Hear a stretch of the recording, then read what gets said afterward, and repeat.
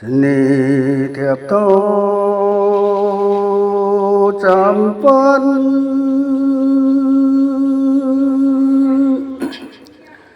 nên nói đến ra đâu hay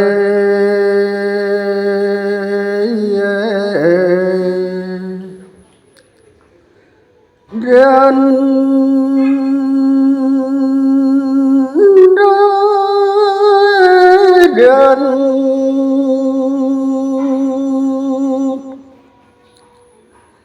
rơi ai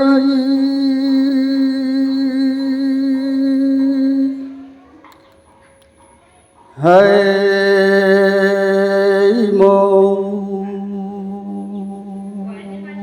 hệ sam phần tuân di bút lời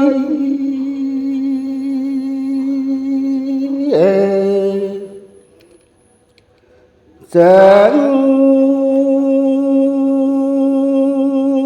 rám cây ô con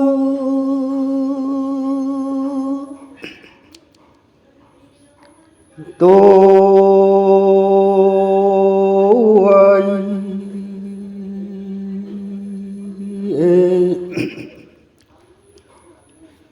tu lai chu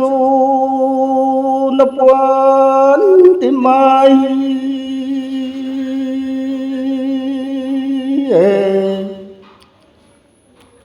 đoàn đi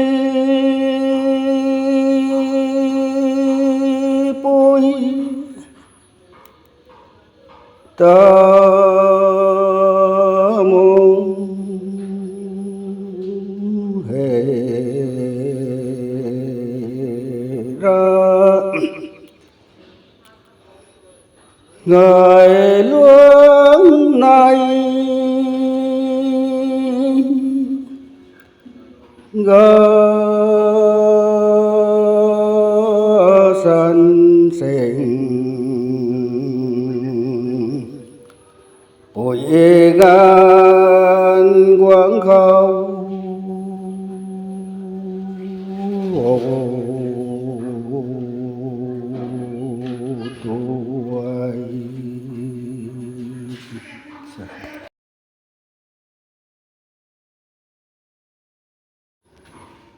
mi lu hay ai để thô thay từ làm cái tổ già để đi lòng thô sampan gần này hay bay na khát gen sang khiu na pamba mi sampan này tuổi mi kan có champu le cái này hay cũng là bamba mi kan khâu có champu hay lọ thô su lấp dài dài khô lại ta khô tụi ta mi kan khâu có champu te ta giao mà là kỳ kra na kra rồi thế này cái lọ rồi thôn thế này thế này ta là na su hu